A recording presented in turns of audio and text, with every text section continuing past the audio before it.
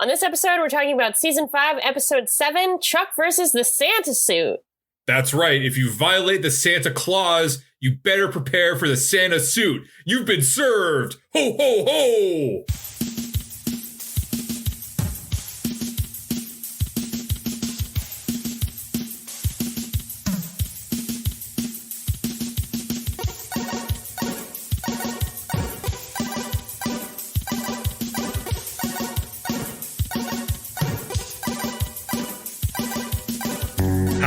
That's right. Hello, you're listening to Go Chuck Yourself.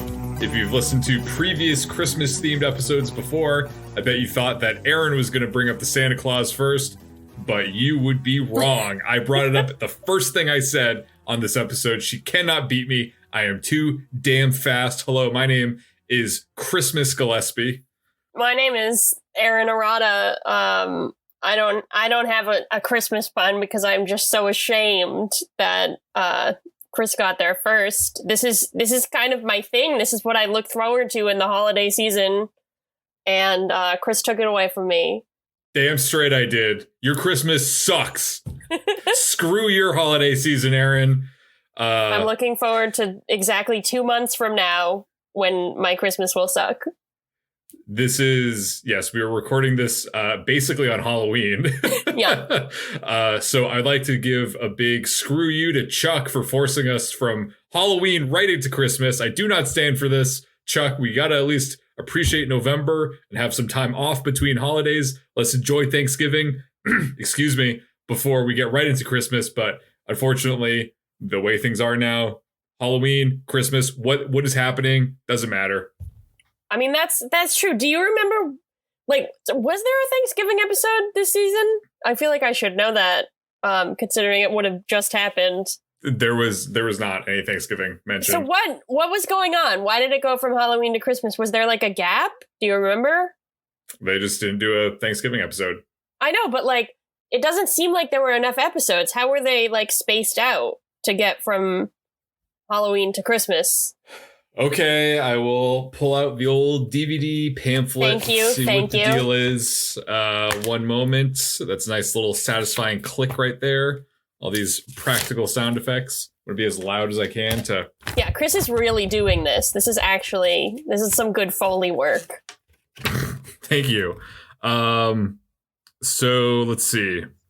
So the Halloween episode we identified was Chuck versus the Bearded Bandit, right? Yep. So that was. The Bearded Bandit aired November 4th, 2011. Okay. All right. So after Halloween, sort of like our Halloween episode will air. Correct. So then Chuck versus the Frosted Tips aired on 11/11/11.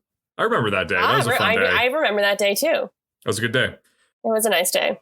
Then Chuck versus the Business Trip was on 11/18/11. And then, yeah, I mean, they did actually end up taking a break kind of from mid-November to mid-December because then Chuck versus the Curse was December 16th. Okay. And Chuck versus the Santa Suit is 12/23. Wow. So 2 days right before Christmas. Wow. Do you remember if you were ringing in, if you came home from your first college break and made your family watch Chuck with you 2 days before Christmas? Do you remember? I said, you guys don't need to get me any Christmas present this year. All I want is the family to sit down during the Friday night death slot and watch this this dying television show. And watch a character from 2 seasons ago just brutally treat a woman for an hour. Yeah, this was not really the episode. You kind of need to know the backstory of it, but I guess even if you don't know the backstory, it's still kind of disturbing. So then, well, I guess this is getting ahead of ourselves, but the next 2 episodes then aired on December 30th, right before New Year's Eve. They're really they don't care when people watch the show, apparently. And then it's already in the Friday death slot. They're like, why don't we just air it when we air it on Christmas morning? Can we guarantee that no one will watch this? We'll air it at 9 a.m. Christmas morning. And then I guess they kind of stick to a more normal schedule after that, somewhat. Okay. So yeah, Chuck listeners, I know you're Everyone is very curious. That's what you come here for, to talk about the original air dates of episodes of Chuck. You've come to the right podcast. Honestly, I think it's interesting. It is kind of interesting. It's, I don't know. I wonder what I was doing on that day. Probably watching Chuck. But I know what I'm doing on this day. So on that note, I guess we'll talk about Chuck versus the Santa suit. You ready? It's kind of a wild one. My sleigh is packed full of toys for all the good little boys and girls. I should have said girls and boys, but I didn't. Yes, Erin, take it away. All right, so we start this episode with probably the most important holiday gift that anyone can ever receive, which is Jesse Hyman dressed as an elf. Correct. I do believe he referenced this when we spoke to him. Do you remember? Yeah. I think so, yes. It's a sight to see. It's beautiful. The man really fills out an elf costume. Looks great. The scene continues to, you can't really top that, but the scene, continues at that level. We see the Buy More. It's just they didn't go all out for Halloween this year, but they did go all out for Christmas. There's decorations, there's reindeer, there's snowmen, there's fake snow, there's a star that, might be a Jewish star, but it's definitely not, because this is Christmas, baby. Also, the news are at the Buy More. I don't really know. I guess maybe it's NBC News, and they are talking about the recently released Omen virus, which seems to have not, it's kind of vague throughout this episode if the Omen virus, it's causing some problems, but it's not really, out yet. It's just kind of a soft release of the Omen virus. People are kind of talking about it. It's kind of like when you started hearing the word coronavirus, but it wasn't really out there yet. Nobody really knew what it meant. It hadn't been fully, Mm-hmm. Which is confusing because in the end of the last episode where you see the Omen virus crashing television screens or big electronic screens around the world. Yeah. But apparently it's not really happening yet, or it's not doing anything. It's there, but it's not there. Right. That's all. If you want more of an explanation, you're going to have to go to the source, which is, of course, Josh Schwartz and Chris Fedak, the writer of the forthcoming movie Ambulance, which we could talk about more later. Or maybe not. The news is at Buy More because apparently everyone in the city of Burbank is going to the Buy More to get their computers fixed from a virus that is or is not in existence right now, and it's not clear. Don't ask us any more questions about it, but the Buy More is packed. Big Mike takes an opportunity to talk to the news anchor. He is a virus truther. He says that the Omen doesn't actually exist, and that everybody should get back to what they're supposed to be doing at Christmas time, which is buying stuff. Lester takes an opportunity to step in and say that the virus does exist and everyone's going crazy because of it, and just kind of ruins Big Mike's whole vibe. Well, I have to interrupt you there, Erin, for a declassified scene. Ooh, another Christmas gift for me. Correct. Just a little one. It's just a little stocking stuffer. It's the only one. There's only one declassified scene this time. But Chuck, Morgan, and Casey are watching this news report from Casey's apartment. Okay. Chuck starts to spiral, concerned that his inability to stop the Omen virus has ruined Christmas for everyone. Morgan assures him that it's not totally his fault and asks if Chuck wants some soy nog. Morgan whispers that they had to switch to soy nog from eggnog out of concern for Casey's cholesterol. Just then, Casey takes a sip of his nog and is disgusted and says, "Is this soy?" Chuck asks Casey if any of his contacts have had any leads on who could be behind the Omen outbreak, and Casey says no. Chuck tells Casey that he's concerned someone is coming after him specifically, and Casey reminds Chuck that all of his past foes are either dead or behind bars, and that their mystery man will make a move soon enough.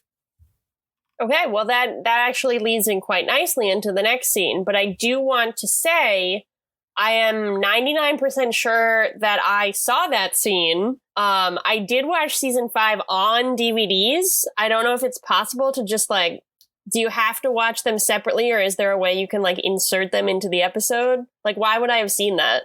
I wasn't really prepared to answer this, but on the season 5 DVDs, they do something a little bit different with the declassified scenes, where rather than having them as one reel, in the bonus features, they actually make it so that you can access each episode's declassified scenes from the episode menu.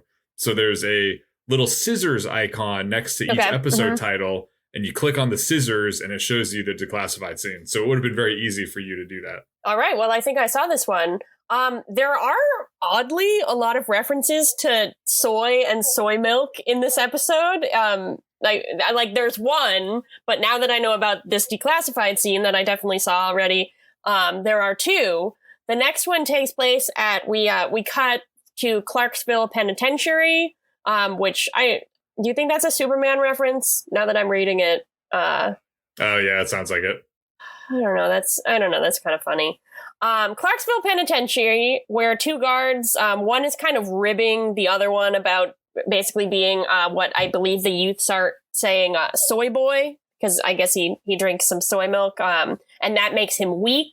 Something else that makes him weak is that he's worried that the Omen virus might hit them because all of their doors are controlled by computers. And obviously, if the Omen virus, which may or may not exist, were to hit them, then the locking mechanisms on the doors might not work. Right at that moment, the locking mechanism on one particular door fails and the door opens. A faceless someone kills both guards. Who is it? It seems like we're going to find out, but no, we don't find out. Back in Burbank, Ellie is behind on her Christmas preparations and really upset because she can't find the Christmas star. I was willing to cut Ellie some slack because I tend to decorate for holidays like right before they happen, but then we find out that it is in fact Christmas Eve. So actually, Ellie is pretty behind because she doesn't have a tree or decorations. Devin, in an attempt to calm her, tells her to say her own name because that will make her feel in control of her life. So, Chris, I think we should maybe try to say our own names right now and see if it calms us down. You go first. Christmas Gillespie.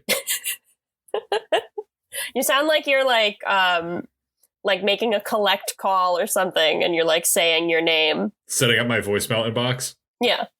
Christmas Gillespie. You should make that your name for the entire month of December. That would be very funny. Yeah, that would probably only take a little bit of paperwork right at town hall. That's how you change your name, right? I can do that. Erin Arata is away right now. Please leave a message and she'll call back shortly. Do you feel any calmer? Not really. I feel more on edge now thinking about people leaving voicemails. Like, I know I'm talking to you in real time right now, but I was like, what's Erin doing? Why didn't she answer my call? That's fair. As we've established, if you call me, I will answer because I will think you are dying. So if I haven't answered, it's probably because I'm dying. That's right. Or recording a podcast with you. Erin and I do not talk on the phone, never will, unless it is a DEFCON 5 emergency. Yep. Otherwise, no phone calls. Absolutely accurate. Speaking of anxiety, Devin asks Ellie what she's freaking out about, which is a nice, it's not really a don't freak out, but it is a use of the phrase freak out, so I clocked it for you. Ellie says that Christmas was her very first memory, and she wants to make Clara's first Christmas special. I was confused here because, as established, I have no idea how old Clara is, and I thought she was like 3 at this point, so I was surprised that it's her first Christmas, but it is in fact her first Christmas. Ellie really wants a picture of Clara on Santa's lap, so she assigns that particular task to Devin. We cut to a call between Ellie and Sarah, where Sarah is somewhere I've never seen before that we're told is Castle. Really confused about this whole thing, but Sarah is handling what she calls Project Santa, which involves getting a tree for Ellie and getting some fake snow. I guess we're led to believe that she's like just in an office in Castle. But it's a little weird that she has all of these Christmas decorations in this one room, which, like, I guess if the baby Claire is too young to really have any kind of like knowing what's going on for Christmas. But I feel like this castle would come in handy when she's a little bit older and maybe like trying to find her Christmas presents. You know, you could like take care of everything in Castle. But yeah, it was very weird that Chuck and Sarah were talking via video call when she was in Castle. He was not. There wasn't really any reason for them to be separated like that, aside from the fact that we need Sarah to be alone in castle, and that's what she's doing, apparently. I also don't know why they had to be on video call. I don't really video call my partner or my friends early in the morning, and before work. I don't really know what's going on. I was unclear. In the following scene, Chuck talks to Sarah, and kind of has the same conversation that occurred in the declassified scene where he's kind of feeling guilty about the Omen's release, and she's reassuring him. We also find out in this scene that Casey has gotten something called Mr. Pippers the Preppy Polar Bear. That was Chuck and Morgan's favorite toy as children, but we find out that Casey has not gotten it for Chuck or Morgan. He has gotten it for Alex, because in her youth, when Casey was obviously not around, she used to carry one around. Casey gets teary talking about it, and it was actually, I see from your face that you were affected by this too. It was a very sweet moment from Adam Baldwin. Mm-hmm. I know I've been talking about, He's really been leaning into Casey's softer side this season, and I really like to see it. It was very sweet. Indeed. I'm assuming this was a reference to you said his name is Mr. Pippers? Mr. Pippers, yes. So he's basically like a Teddy Ruxpin stand-in, is my guess? I have no idea what that is. Okay. I'm going to look it up right now. I don't like him at all. He's very scary. You don't like him? I don't like him. Do you like him? I guess I didn't really think about it. I guess I'm just kind of ambivalent. One of the characters is just like a big bug. I hate this. Oh my God. I guess I should probably return the Teddy Ruxpin I got for you for Christmas, but that's fine. He honestly kind of looks like Coco. No, he's a little bit more aesthetically pleasing than Coco. Coco, let's face it, is very ugly. Don't let her know that I said that. It's okay. She's safely in her drawer right now. She's in her safe file cabinet.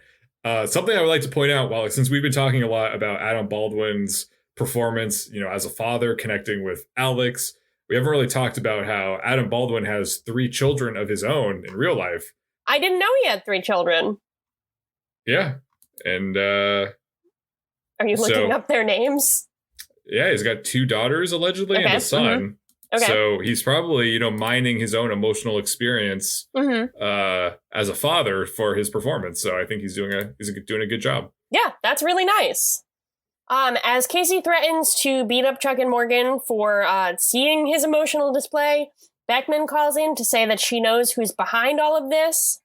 We cut back to Castle where Sarah is about to leave. The door opens, and who is there but Daniel fucking Shaw? And I texted Chris last night, just all capitals, but out of the blue with no explanation and no context. Well, I assumed that you would know or did know. I didn't. I thought it was a response to what I had previously had sent you. Okay, didn't really make sense, and I was just like, I'm very confused, but I'm glad that I now understand why you did that. My reaction when I saw the scene, I said, quote, "Holy shit, what the fuck?" I made the sound that I actually made to my television was kind of like a seagull sound, I would say. I kind of went ah! Like you were making a mating call towards Brandon Routh? I mean, I guess that's true. We're gonna get into it. So he basically just there's no other way to put this other than he beats the fucking shit out of Sarah. Yep. He does still have the intersect right now, so he has that, but he's also kind of has the power of surprise and just his raw brute strength. He throws her off the balcony. She's okay. She gets back up. And my notes on the subject say he throws her off a balcony. Also, he looks incredible. This is literally my fantasy. This is literally your fantasy? You want Brandon Routh to throw you off a balcony? Throw me off a balcony, then deck me so hard in the face that I pass out, I guess. So that's when he does lies to Sarah. She wakes up and he's like tied her by her wrists. She's kind of dangling from the ceiling. Still my fantasy, to be honest.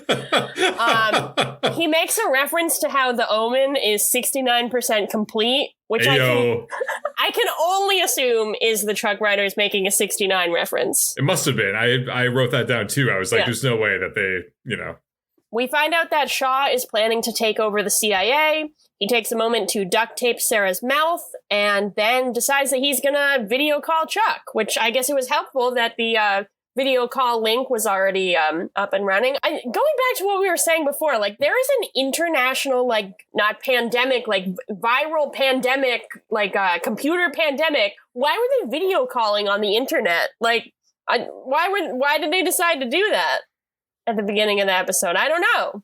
I would describe Shaw or Brandon Routh specifically in this next scene as in what I wrote down as Scott Pilgrim mode. He's kind of pulling on to his, he's kind of pulling from his Todd character, which I guess would have, not quite around this time, it would have been a little earlier than this time, but like he has like a similar like vibe where like when Shaw is evil, he's kind of like cocky and like he's got a vibe.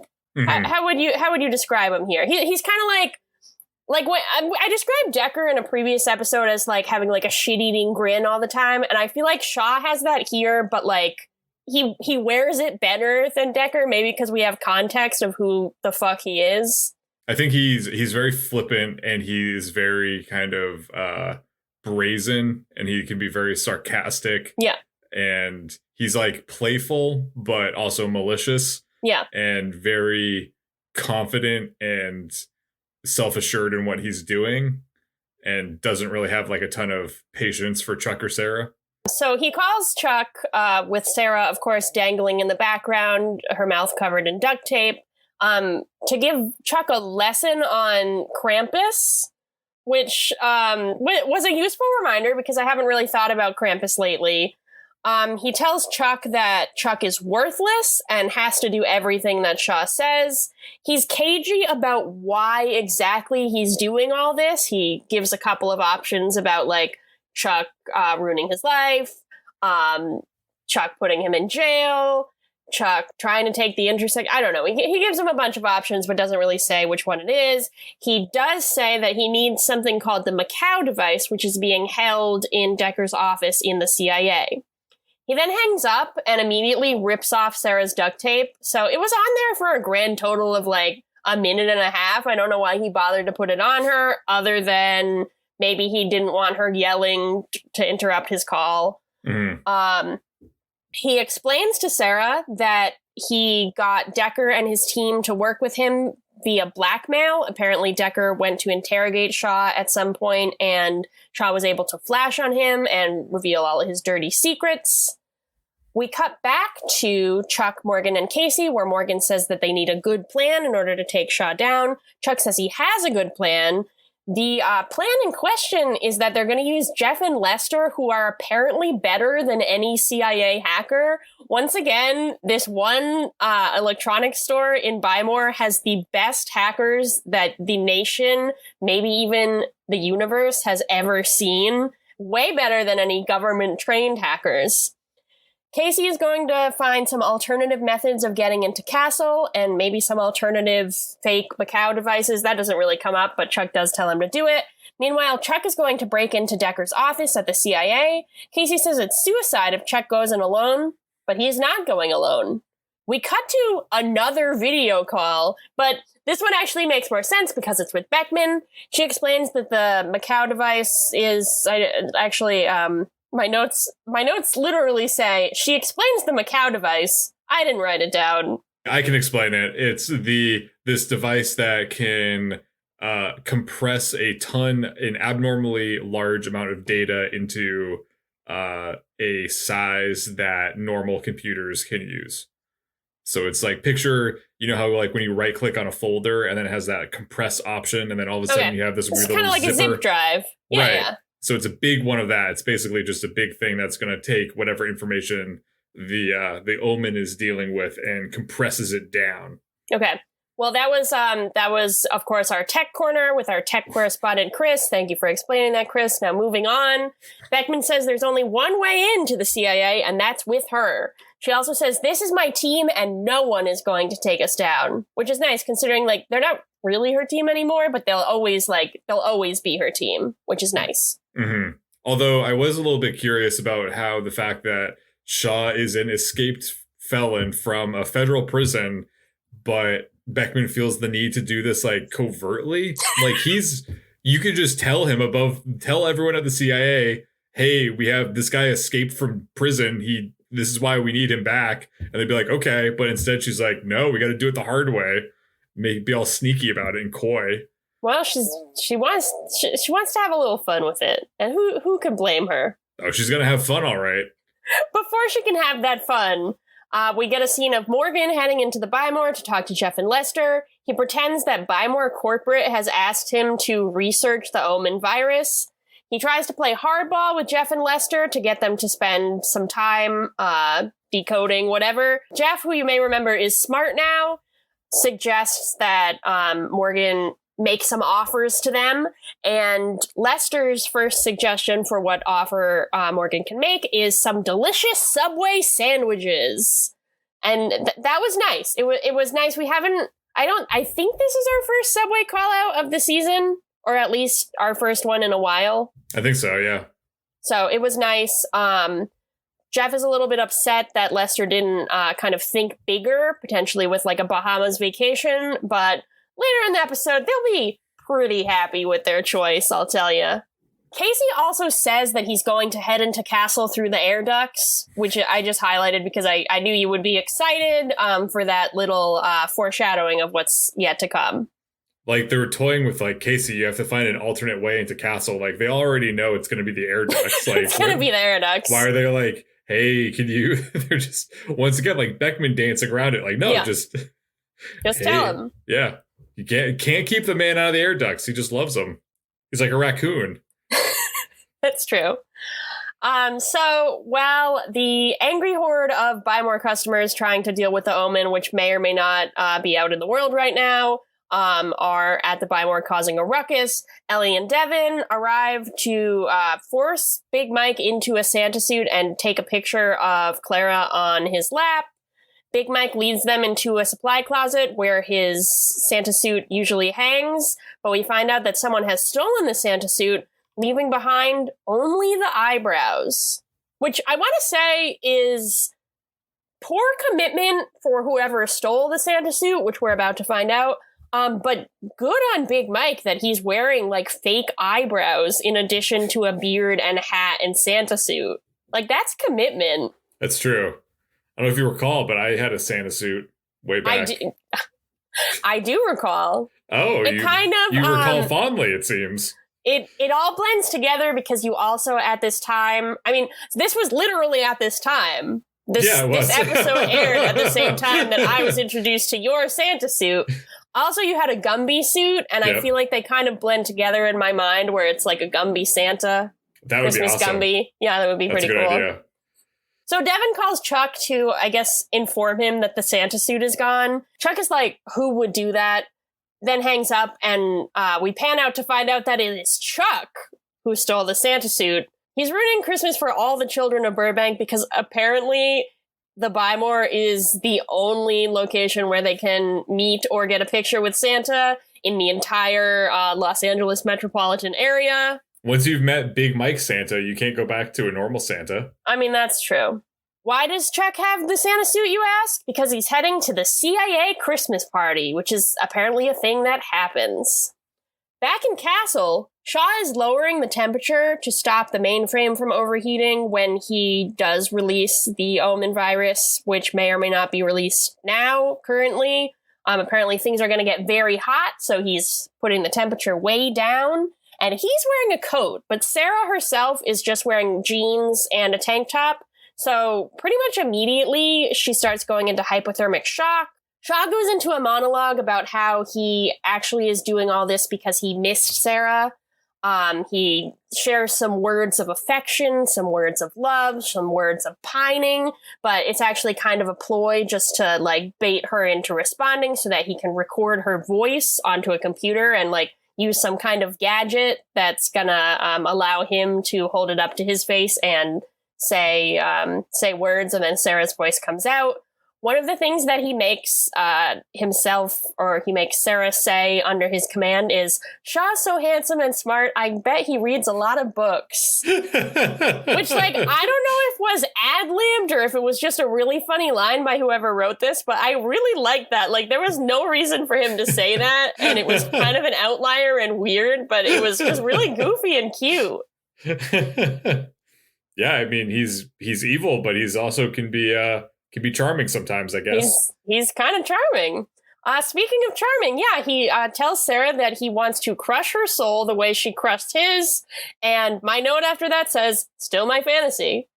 And then he walks away from Sarah, and that gives Sarah a chance to flip herself up and retrieve a knife from her high heels. And she starts cutting away at the ropes hanging her from the ceiling. Boy, am I excited to be talking about some good old-fashioned product placement for Subway. In the computer cage of the Buy More, a Subway employee serves Jeff and Lester like they're at a restaurant, but they're at the Buy More. She hands them their sandwiches and coffees. So Lester quickly identifies how powerful and dangerous the Omen virus is and jokingly suggests that it's up to him and Jeff to save the internet and the world from the virus. Jeff says that he's sure the government has their best people working on it. Cut to the CIA headquarters where the party is in full swing and nobody's working on the Omen virus. No one's even concerned about it. They're all just wasted and dancing around. Beckman and Santa Chuck walk in and are immediately greeted by Stan Lee? No, not the flat Stan Lee, but the actual three-dimensional Stan Lee. That's right, true believers. Apparently, Stan Lee has been an undercover spy this whole time, and he and Beckman have a history. Stan Lee tries to hit on her with some mistletoe, but she's not having it, and he walks away defeated. Chuck must be really stressed because he could care less that he just met Stan Lee at the CIA headquarters, or that Stan Lee is a spy. All I have to say to that is, Excelsior! I knew that was coming. I know that we're taking a little bit of a long time with this one, but like, can we just stop for a second and talk about Stan Lee's cameo in Chuck? Like, what's going on here? Why is he here? It's the Christmas episode of Chuck. Why is he here? This is not related to Marvel in any way. We only see him cameo in Marvel properties. Like, Chuck is, I feel like, owned by DC. It is. So it's like Warner Brothers. Yeah. It's even weirder. This is so weird. And like I was saying before we started recording, like, Stan Lee is like cameo appearances. I mean, like, it had been happening, but like, I feel like Avengers kind of was the point where it, like, at least for me, it clicked like, oh shit, this guy is really like gonna be in all of these things. Mm-hmm. And so like that was yet to come. That was coming in a couple of months. So it wasn't like Stan Lee cameos were a thing as much at this point. So it's just like, why is he there? I'm really happy. Like, don't get me wrong, I am happy that he is there, but it's just pretty crazy that like Chuck, in its like season with the least amount of funds, like just grabbed him. He must have been going for he must have been a pretty easy sell. He must have not been that expensive for a brief cameo. Yeah. Erin is shook by this cameo. We've seen a lot of celebrity cameos on Chuck, and none have shaken us to our core. This is the appearance of Stan Lee. Shaking me to my core. So then something else that will shake your core, specifically your lower intestine, more Subway, apparently. There's more Subway product placement. There's a giant Subway sandwich that apparently Subway catered the CIA's Christmas party. Got to pay for the season somehow. Got to get those Subway dollars in here. Got to get those Stan Lee cameo appearances. Yeah, just you got to put them both in the same scene. Why didn't they have Stan Lee eating the giant sandwich? That would have made for quality TV. That could have maybe earned them season 6 if they did that. But I guess we'll never find out. Beckman directs Chuck to the woman who is standing near the giant Subway sandwich. Her name is like General Haim, I think. And Beckman explains that she's the only one in the building with a key card to every room. She's a notorious hard ass, says Beckman, and only lets loose one night of the year, Christmas Eve. Also, she has a fetish for Santa Claus. It's Chuck's job to seduce her and steal her key card. Turns out this is pretty easy. All Chuck has to do is look at her and say hello as Santa Claus. And she basically pushes him into a cubicle and gives him a very hands-on lap dance. And at this point, I wrote, still my fantasy? Get it? Because it's like Erin was talking about her. This is not really was just a joke. You did reference that you own a Santa suit literally 2 minutes ago. So, for wholesome purposes, not for nothing notorious. Chuck quickly rips her key card off her waist and she mistakes it for a spank, I guess, because she's really into it. Just then, Beckman approaches and reprimands General Heim for her conduct and says that she will personally escort Mr. Claus out of the party. Back in Castle, Shaw realizes that Sarah escaped and unlocks the armory to take out a big-ass machine gun to hunt her. Sarah sneaks around Castle trying to hide from Shaw, while Shaw goes on this whole creepy villain monologue about how Sarah can't hide because he knows everything about her. He says that he doesn't want to spend Christmas Eve with Sarah. He'd rather spend it with his family. Oh, wait, he can't do that because Sarah killed his wife way back when. I forgot about that, to be honest with you. That's important. It's kind of a big part of this episode. Just then, Shaw hears some reindeer in the air ducts. Is that the hooves of Santa, his sleigh? Nope, it's just Casey, and he's in the air ducts, and Shaw's pissed. So he just opened fires at the air ducts. And it's not funny, it's just, but Casey falls out of the air duct. The whole thing crashes from the ceiling. Shaw just basically kicks him into a holding cell. I was trying to track this in my mind afterwards because Casey doesn't really get up. Shaw just keeps on kicking him until he's behind this door. He's in a holding cell, yeah. Yeah. So Casey's immobilized by all this. Apparently he was also shot. I didn't realize this until later in the episode, but he's shot. And Sarah tries to sneak up on Shaw while this is going on, but he knocks her out too. So now we have Shaw and having Sarah and Casey trapped in Castle. This is not looking good, folks. True believers. You think I could just take over Stan Lee's catchphrases now that he's dead? Yeah. I'm sure come after you. Probably his estate and his lawyers. Well, you could just say you're with Excelsior. You could say you're quoting the New York State motto. It's not specific to Stan Lee. Do you want to represent me in my case against Stan Lee's estate? Sounds good. Erin Arata, Esquire. Beckman and Chuck, meanwhile, break into Decker's office with the keycard and scramble to find the mystery device that Shaw sent them to look for, the macaw device. Fortunately for them, Chuck finds it almost immediately. Unfortunately for them, though, the security guards at the front desk are watching the security monitors and see that someone stole Colonel Hines' card to get into Decker's office, which is sealed shut for, crime reasons or whatever. Beckman hears the guards coming and realizes that they only have one option. She rips open her uniform coat and says, "Pucker up, Bartowski, you're about to become a man." And she kisses Chuck on the lips. I remember this moment from my first watch, and it was equally satisfying now. The guards run in with the colonel, and Beckman says that she will court-martial them if they don't leave her alone with Santa. This is adequately threatening and disturbing enough for them, so they leave Beckman and Santa Chuck alone in the office.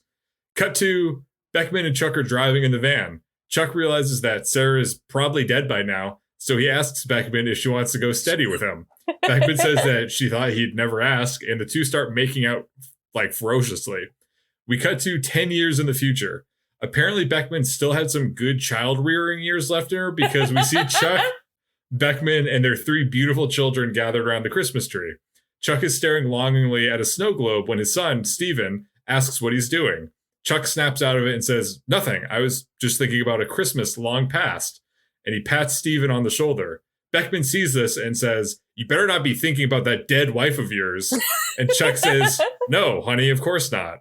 And we slowly zoom out of the window and we see that they're actually in Steven's cabin this whole time, like Chuck's family's cabin. Yeah. And then the Christmas star glistens above them, and we see what looks like a comet, or maybe it's like a shooting star that passes through the night sky. Uh-huh. And as we see this, we hear an old man's whimsical chortle, ho ho ho, suggesting that maybe, just maybe, this comet was the real Santa Claus. So then text fades in saying, Merry Christmas. That's how the series ends. That's the end of the episode, everyone. That was, I mean, like, I saw that too, but like just hearing you describe it, it like really hit me pretty hard again. It's beautiful. It's a beautiful ending. It's a beautiful tribute to Chuck and Sarah's relationship, but also Chuck and Beckman's relationship, and also the existence of Santa Claus. Just kidding. Chuck and Beckman are in the van, and it's incredibly awkward. They vow never to speak of it ever again. Like, anytime I kiss someone, Chuck calls Sarah's phone to reach Shaw to tell him about the device, but Sarah answers. She sounds weirdly optimistic and unperturbed, so Chuck tells her that he's on his way. Wait a second. That wasn't Sarah. That was Shaw using his really cool Sarah voice simulator. Do you want one of those, Chris? Do you want one of those so you could like make like Sarah say like, I love you, Chris. You're very handsome and you read books. You know what? If it was presented to me, I would not turn it down. Does that make you happy? Is that what you want to hear? Yeah, it does. Thank you. Chuck hurries into the Buy More, which is in complete customer chaos. Morgan promises Chuck that Jeff and Lester have made some progress with the Omen virus. Just then, Sarah, quote unquote, calls Chuck to tell him that Casey disarmed Shaw and locked him in a cell. She ends the quote by calling Chuck dear, which Chuck thinks is strange because it's Christmas. So he thinks that she should be calling him Rudolph the Red-Nosed Reindeer. He immediately knows something is afoot and that Shaw still has the upper hand on Sarah somehow. Morgan realizes that this is bad news because last time Shaw was in town, he blew up the Buy More. Chuck and Morgan realize they need to get all the frenzied customers out of the store immediately, so Morgan gets on the intercom and delivers a speech about the true meaning of Christmas, as powerful as Linus's in A Charlie Brown Christmas. It was beautiful. It brought a tear to my eye. Well, maybe not that powerful. He basically just tells the customer that it's pathetic they're standing in line at the Buy More on Christmas Eve and tells them to go home to spend time with their families. He really seals the deal on this by saying that the Buy More is closed for the evening. All the customers leave, besides one, Cindy Lou Who, who's no more than two. This is why that episode's so long. Because all of my killer material. It's so funny. Turns out that Ellie has been standing here this whole time, even after the failed Santa photo opportunity. She basically tells Chuck that her Christmas Eve plans have fallen apart. Chuck responds with the equally cheery news that Sarah's been kidnapped by their father's murderer. Ellie wants to help Chuck save Sarah, but Chuck insists that she vacate the premises immediately. She heeds the warning and wishes Chuck luck in whatever he's about to do. Back down in Castle, Casey is writhing around on the ground of his cell. Apparently, he was hit by that gunfire, as I mentioned. Sarah is passed out, tied up to a chair in the main area, which is getting colder and colder by the minute. Shaw approaches her, pulls her head back, and then kisses her, instantly waking her up. He says, I just gotta point in here, not my fantasy here. Just wanted to see if some of that old spark was still there. It's not funny, but your line reading was very accurate. He like then licks his lips and like it's really gross. He then takes Sarah's bracelet off, the one that Chuck gave her on their first Christmas together in season 2, and he says that he'll keep it as a reminder of their last night together. Sarah tries to appeal to Shaw's sense of decency by saying that she didn't mean to kill his wife and that she was just on an assignment. She was a young agent. She didn't know any better, and that killing her won't make Shaw complete or bring back his wife.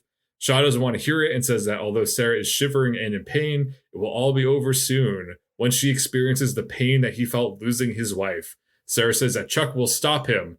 Let's hope she's right. Upstairs, Jeff and Lester are over-caffeinated on coffees from Subway and explain that the Omen isn't targeting consumer electronics, it's only targeting government servers, and it's not wiping the information, it's trying to relocate it.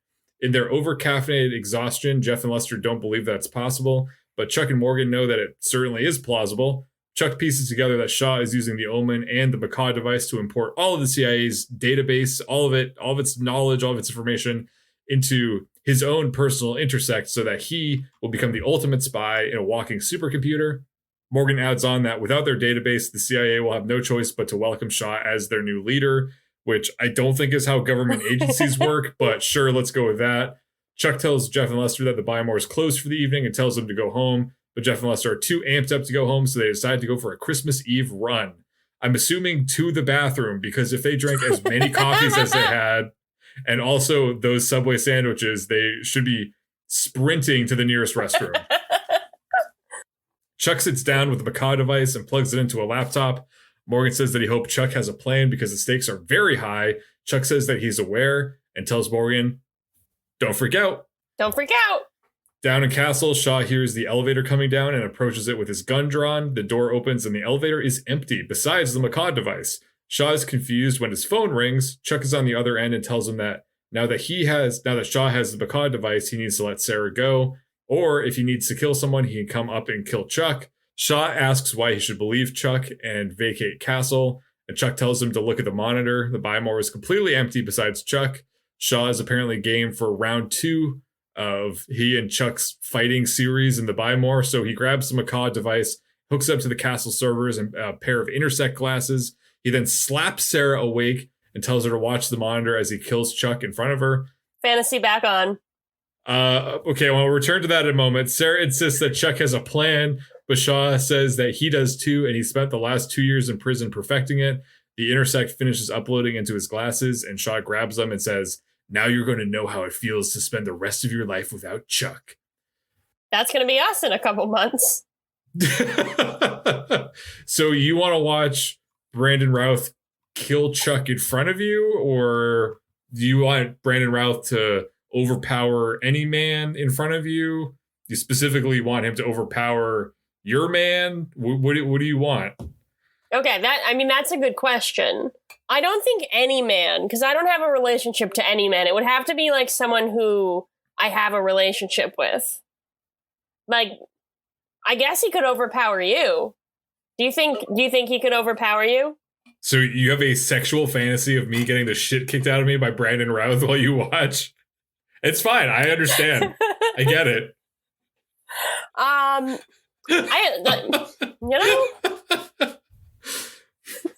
Erin had the most powerful orgasm that she's ever had. Okay. Yep. So we move to the holding room, office space, whatever, where Casey is being held. He wakes up and tries to get up and get out of there, but he's been shot, so he can't really move that much. He also jostles the table above him, and one Mr. Pippers falls on him. He looks at Mr. Pippers and realizes that there's some sort of tape recording thing, like one of those things that were popular around this time where you could like leave a message within the bear or like potentially a greeting card, something like that. So he decides he's going to leave a message. It's actually very heartfelt because he seems to think that he's going to die there. So he tells Alex that he's proud of her and sorry that he hasn't been there for her. At this point, he realizes that what he's holding is, in fact, electronic and could potentially help him to, I guess, hotwire the door of the holding cell. So he has a little plan, and things are looking a little bit up. Meanwhile, Shaw has taken off his big coat and heads up into the Bymore. We see that Morgan was hiding in the home theater room, so as Shaw heads out into the store proper, Morgan makes a flying leap and dives into the elevator before it closes. Shaw has a gun, but he puts it down so he can truly enjoy the kill. Chuck points out how last time they fought hand-to-hand combat, he kicked Shaw's ass. Shaw says that Chuck can't compete with the Intersect 3.0. He also, to throw Chuck off his game, mentions how Sarah is watching down in Castle over the security cameras. Once again, my fantasy. Shaw puts on the Intersect glasses and downloads the Intersect 3.0 to his mind. It seems that all hope is lost, but as he and Chuck start fighting, Shaw flashes, and what's that he flashes on? Well, it's Christmas cartoons, Chris. Apparently, we find out that Shaw, in putting on the glasses, removed the Intersect and downloaded the Omen virus instead, via some quick thinking on Chuck's part, uploaded to the Macau device in some unspecified off-screen moment. I don't know what the Christmas cartoons have to do with this, other than that it's timely. Like, it seems like Chuck kind of took a little extra time to make it kind of, like, cute, maybe a little bit festive, or maybe it was just that the Christmas cartoons happened to be on the Bymore TVs, because we did see that earlier in the episode. Maybe that's what was going on, I don't know. Chuck punches Shaw, and then they begin to fight properly.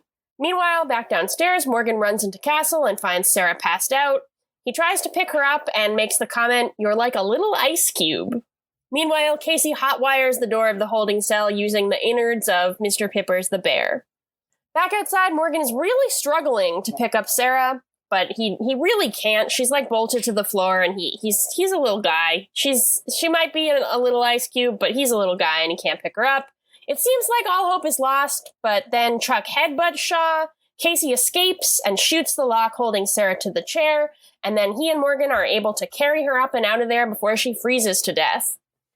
Up in the Bymore, Chuck calls Shaw sloppy, while they are, in fact, being pretty sloppy by demolishing the entire Bymore. Seriously, I don't know how they're going to clean this up. That store takes a beating, but this is on another level. Chuck hits Shaw with a computer. Shaw, at that point, decides that it's not worth enjoying the kill by not using his gun and picks his gun up from the floor. He holds Chuck at gunpoint, and right as he's about to fire, who hits him in the back of the head with an unspecified electronic equipment? Why, it's Ellie. She says, "I'm Eleanor Woodcomb," and honestly, she's never looked calmer. Or better, she looks really good. She has like a cool jacket. She and Chuck have a bonding moment over finally defeating the man who killed their father, or I guess defeating the man who killed their father for a second time. We cut to the same news anchor from the beginning, now no longer at the Bymore, but in fact in a news station, who is saying that a terrorist named Daniel Shaw was responsible for the release of the Omen virus and is now back behind bars where he belongs. An anonymous private security force were the ones to take him down, but they just did so in the Christmas spirit and do not want any recognition. The news then transitions into a dog that barks like a duck. And unfortunately, we don't get to see that dog that barks like a duck. We go back to Chuck, which is a real shame if you ask me. Beckman, who is still in town, offers Team Bartowski jobs with the CIA. She's gonna leave and head back to whatever she does. I thought she had a husband, so apparently she's not spending Christmas with him or her other family. But she is going somewhere until they invite her to attend a party at the Bartowskis. Chuck asks her for American taxpayers' money so they can throw off-the-charts Christmas party, and Beckman says, "Let's do it." Apparently, one of the things they do is just hire all the Bymore employees to continue wearing their elf costumes and carry food around the courtyard. And everyone's okay with this. Chuck tells Ellie that she'll always have him, even if their mom and dad aren't there, which brings up the point that Linda Hamilton is still alive, and they made a reference at some point that, like, her plane was delayed because of the Omen virus. Mm-hmm. What's obviously really happening here is that they could no longer afford Linda Hamilton, but it's pretty weird that she's not there anymore. Chuck and Ellie talk about missing their dad, aka Scott Bakula. Across the courtyard, Casey gives Alex Mr. Pippers and tells her that he loves her. He's a little nervous about having given her a stuffed bear since she is a 20-something-year-old, but she loves it. He also tells her to give Morgan another chance because he's not so bad. My next notes are pretty sparse, but I think you'll get the point from them. They all end in exclamation marks. It's just, Beckman and plainclothes, Skip Johnson, Lester wearing a yarmulke. So that's the vibe of what's going on right now. In a nice moment between Chuck and Sarah, Sarah thanks Chuck for saving her. In a less nice moment, Chuck says that he wasn't able to get her a present and then just gives her her bracelet that apparently was on the floor of Castle. And Sarah seems okay with this. Across the way, Devin is finally able to get a picture of Clara with Big Mike Santa, so thankfully the Santa suit is back and the children of Burbank can rejoice. Skip Johnson holds some mistletoe above Ellie and Devin and they kiss. Then we get probably the worst part of this episode, which is that Sarah decides that she needs to confess to Chuck that Shaw assaulted her while they were in Castle, as if that is her fault and that Chuck is going to be mad at her for it. Which, like, I don't know. The reason that they do this is so it can lead into Chuck making a confession of his own infidelity with Beckman, which is, I guess, kind of a joke. But it's really rough that this is the way they decided to do it, or that, like, the way Sarah said it, I was just not a fan of. Beckman steps in to tell Sarah that Shaw requested a meeting with her and to suggest that Sarah doesn't go, but of course Sarah does. Sarah goes to some sort of prison, which I hope is in the immediate LA area, and she didn't have to travel too far because it is actually Christmas Eve right now. She meets with Shaw, and he tells her that he put something in motion that she'll never be able to stop. He asks if she remembers Hungry and if Chuck knows about the baby. What? And I'll say here, you're not going to get this, but this is a reference for the kids. I would like to see the baby. You didn't get it. That's fine. It's for the kids. Okay, I understand. I know that we have a lot of young people listening to our show. Yeah. So, Chuck versus the Santa suit. We had a jolly old time talking about this episode, but we are running short on time, so let us move right into Chuck, Marry, Kill. We're going to take one part of this episode that we want to marry because we liked it, and one part of this episode we want to kill because we did not like it. Erin, what would you like to marry? I personally would like to petition to change this from Chuck, Marry, Kill to Fuck, Marry, Kill, and then say that my answer for the first category is Daniel Shaw.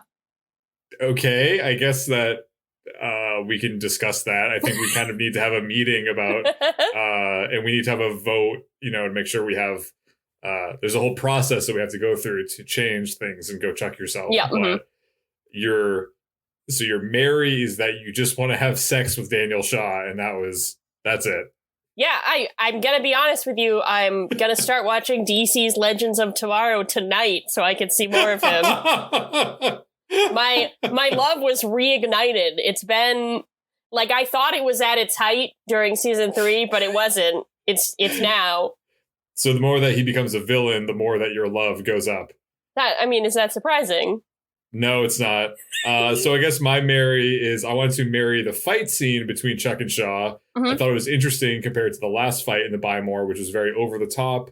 The fight was very dramatic. This fight was also dramatic, but it was more realistic and it was a little bit grittier. Neither man has the intersect and they both just hate each other's guts and are just going at it like a couple of animals. I think the fight choreographer did an outstanding job with this one. I liked how they were using the props in the Buy More and just kind of, it felt like a very well thought out fight, and I thought that both Zachary Levi and Brandon Routh did a good job with their choreography. And this is a Christmas Eve brawl that I will remember for Christmases to come.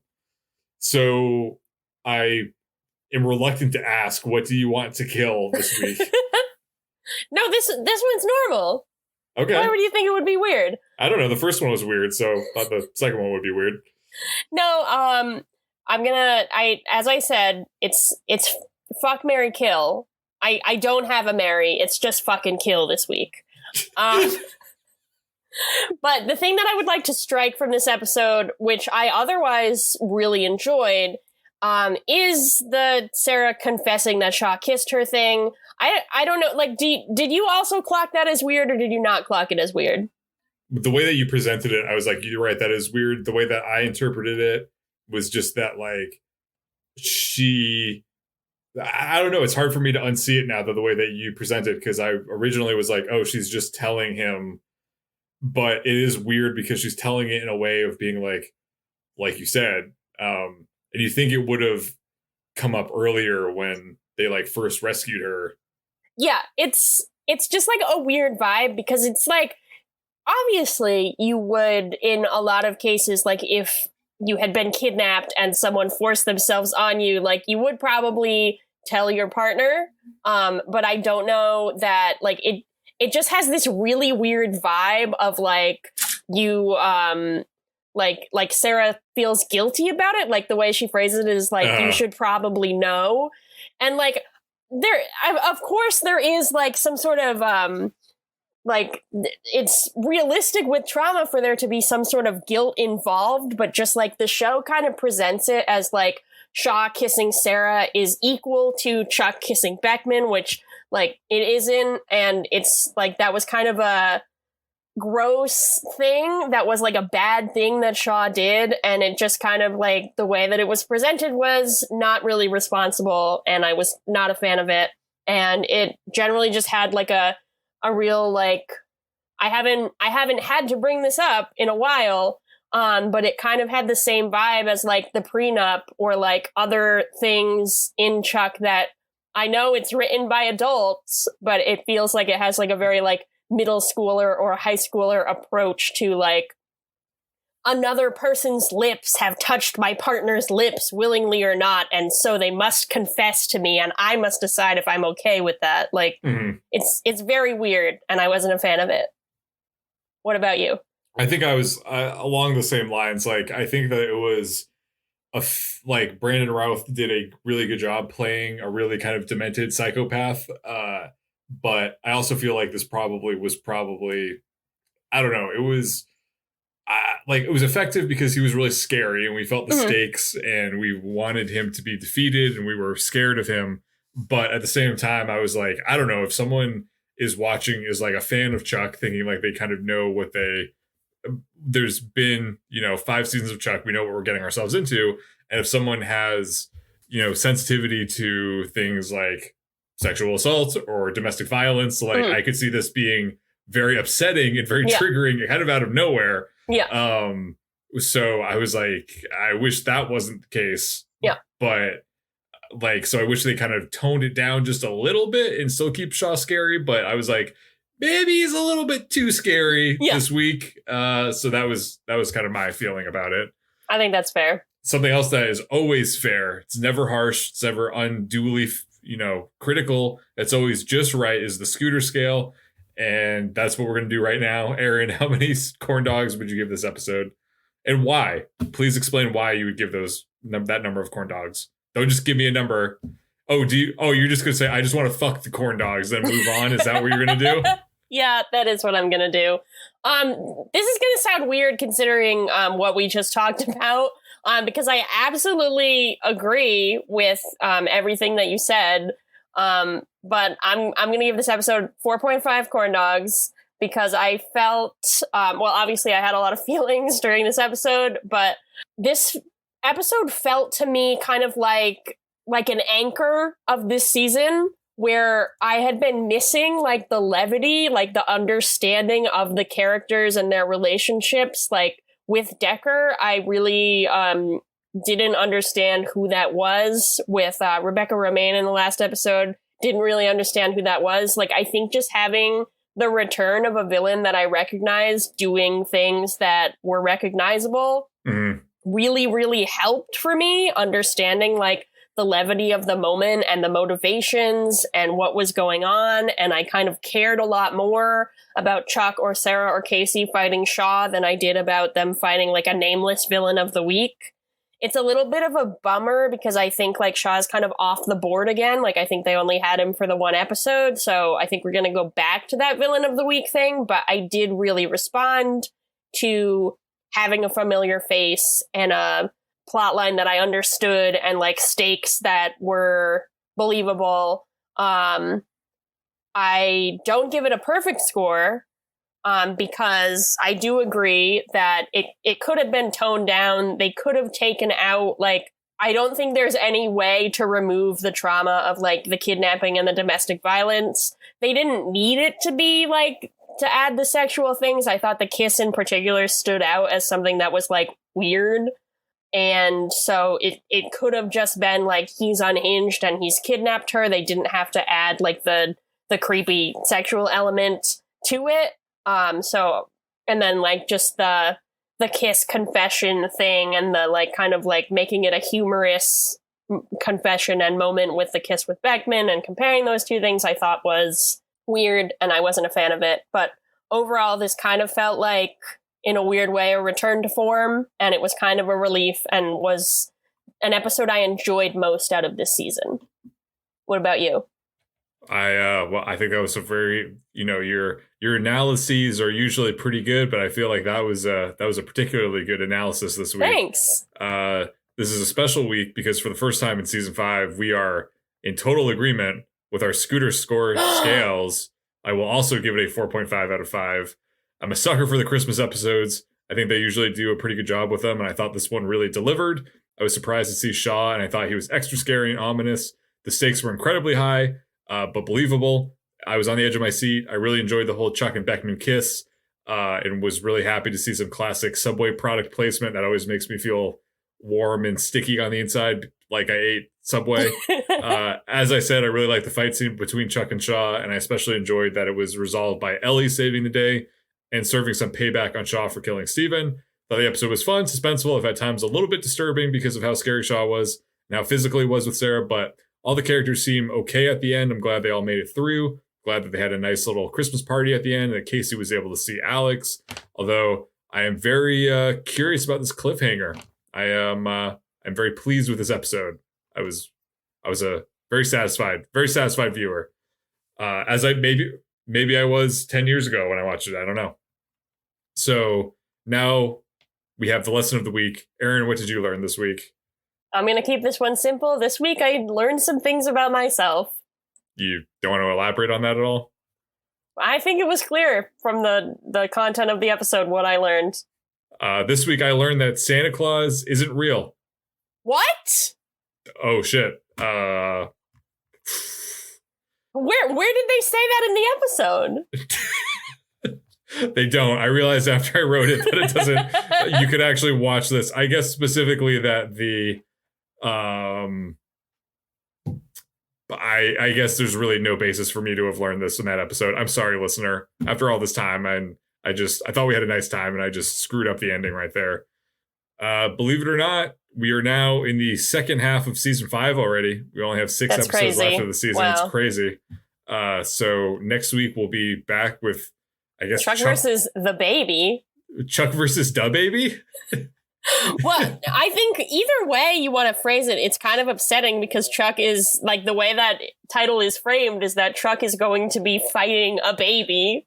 That's going to be something. Maybe it's like a talking CGI baby. People love those. I hope so, yeah. I hope they do that. That would be a really good crowd-pleasing move. Until then, I guess we'll find out together. My name is Chris Gillespie, reminding you that food, like Brandon Routh, is sexy. Thank you. And my name is Erin, reminding you that anything is possible. Okay, so did you know that Teddy Ruxpin is not, in fact, a bear, but is the form of a talking Eliop, which is a creature that looks like a bear? Did you know that? There's a whole mythos behind He's an Eliop, and his mouth and eyes move while he reenacts stories played on an audio tape cassette deck belted to his back. So I guess that makes sense with the Mr. Pippin. But yes, he's an Eliop. An Eliop. And he was invented by Ken Forsey. He was invented by Ken Ruxpin, who said, I always wanted a son, and now I have one, and I could share him with the world. This episode brought to you by Teddy Ruxpin. Go to teddyruxpin.com and use the code GCY to save 50% on your next Teddy Ruxpin doll. Thanks for listening. As always, a big thanks to the artist Hadakoa and the fine folks at freemusicarchive.org for providing us with our theme song, Warm Up. If you want to drop us a line, you can reach us at GoChuckYourselfPodcast@gmail.com. Don't forget to like and subscribe to Go Chuck Yourself on your preferred podcast platform. New episodes come out every Monday morning, and you do not want to miss a new episode. Thanks again. We'll see you next week. Bye-bye.